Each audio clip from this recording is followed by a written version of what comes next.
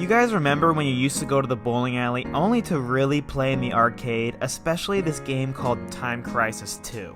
When you were playing Time Crisis, you didn't care about the characters or the story or this lady you were saving from this evil dude who had a very classic evil dude laugh. All you cared about was just knocking down levels one by one with your pistol and your buddy by your side. That same Arcady feeling is exactly what we got out of playing Remnant from the Ashes. So we're here as the Co-op Bros not to just review Remnant, but to explain to you why it could be a great co-op game for you and your best friends, and not just another Dark Souls with guns. Sister's here. Yeah, sister's here. Oh crap, you just dropped the bridge.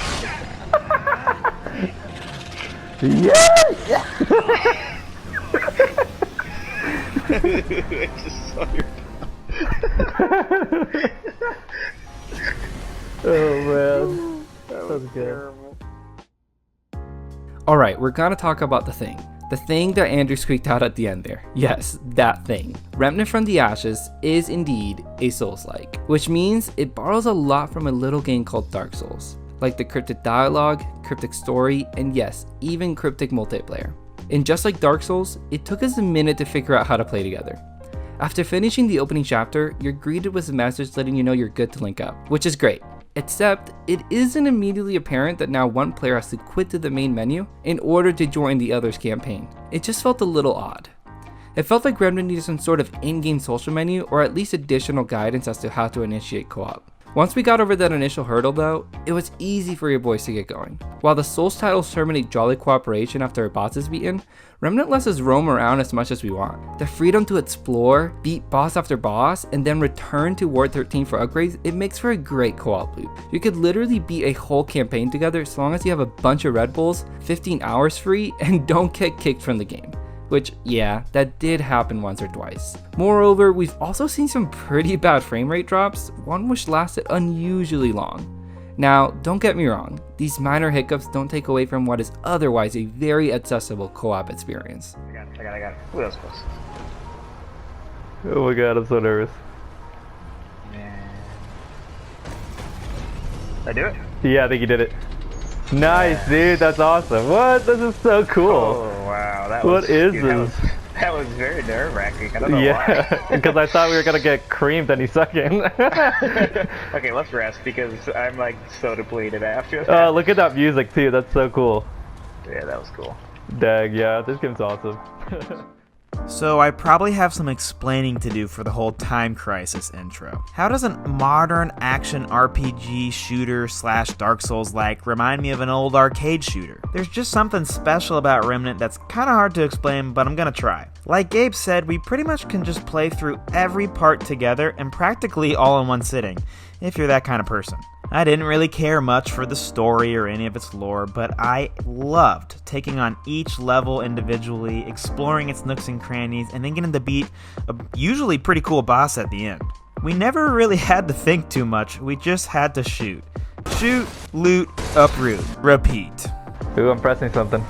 Oh, that's what we pressed last time to get the boss, I think. Wait, dude, you can craft an armor here.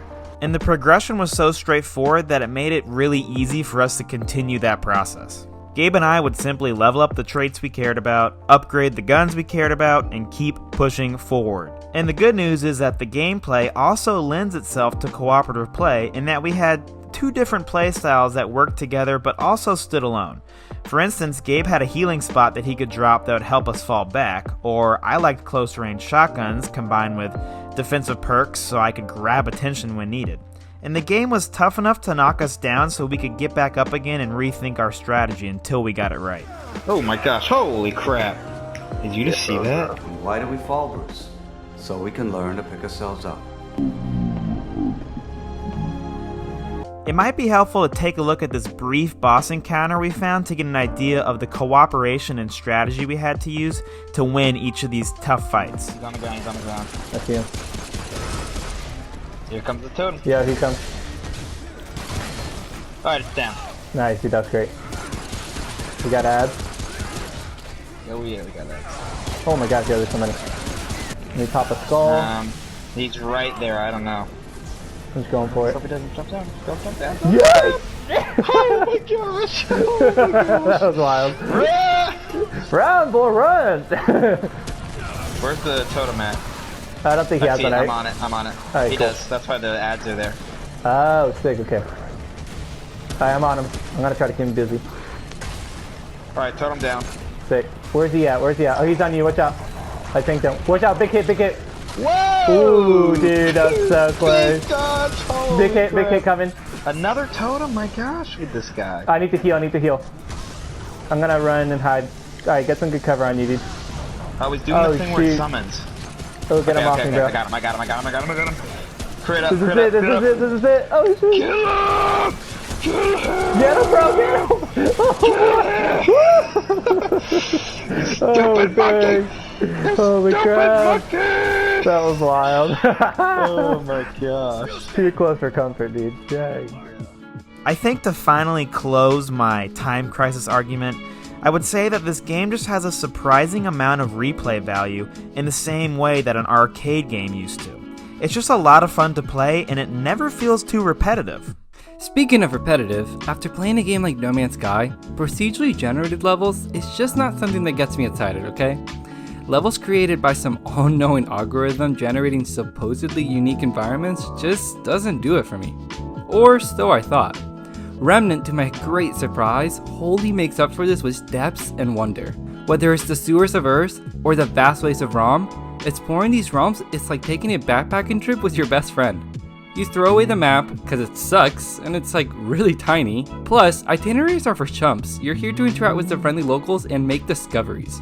The 4 realms that make up Remnant's roughly 15-hour campaign are both long and sprawling, each delivering a great sense of mystery all on their own. We were genuinely surprised when we ran into an NPC or triggered one of the dozen random events that can happen in a single playthrough. One such event had Andrew solve an intricate tile puzzle while I fended off hordes around him. Gosh, it took us like 4 tries, but in the end, we were greeted to an awesome piece of armor that we otherwise would have totally missed out on. There's a genuine sense of awe knowing that in a different playthrough, you might not get the same bosses or encounters, and Remnant pulls it off in a weirdly magical way. Remnant lets you re-roll a realm-specific campaign in case you do want to see those other bosses and encounter those random events. I didn't think I'd care to re-roll, but honestly, I'm so glad that we did. It's an intuitive system where we never saw a previous boss or encounter.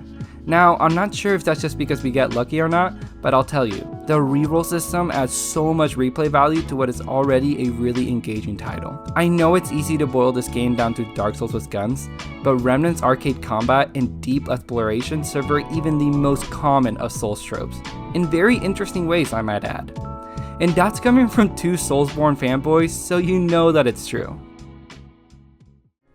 There are some games where you just want to soak up all of the details, every drop of that lore, and break out the fanfiction. Trust me, we've played those games and we love them too. But then there are other games that just lend themselves to 8-hour sessions of pizzas, brews, and killing aliens/demons/ I don't know, I guess these things are trees. That game is Remnant. So grab your best friend, free up the schedule, and find all the branching pathways that Remnant from the Ashes has to offer. Thanks for watching our video, and thank you to everyone that suggested this title to us. You guys were totally right, this game was right up our alley, so we'd love to hear any other co-op games you want us to cover. We'd also love to connect with you further. Follow us on Twitter for more content and news on the channel. You can find the info down below.